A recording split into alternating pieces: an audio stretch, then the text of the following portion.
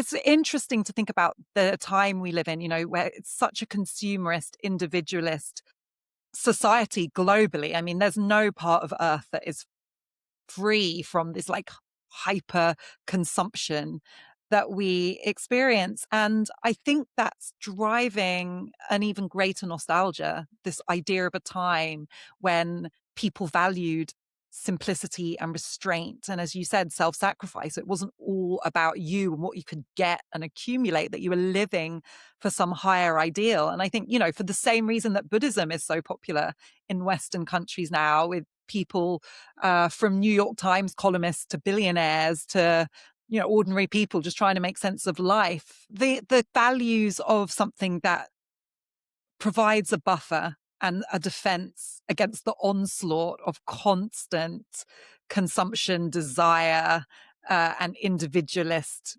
accumulation is actually newly attractive. And, the social media only magnifies that. The younger generation have never been protected from that. From birth, they're basically inundated with these ideas and images. And so I predict that actually these historic ideas are only going to gain more traction. And actually, that's why, my 14-year-old daughter loves anime. And so many of the story arcs and the characters are modeled on these samurai ideals, these idealized figures who master the almost supernatural art of battle and warfare, but do so for this elevated purpose of saving their village or their community or reclaiming honor for their clan.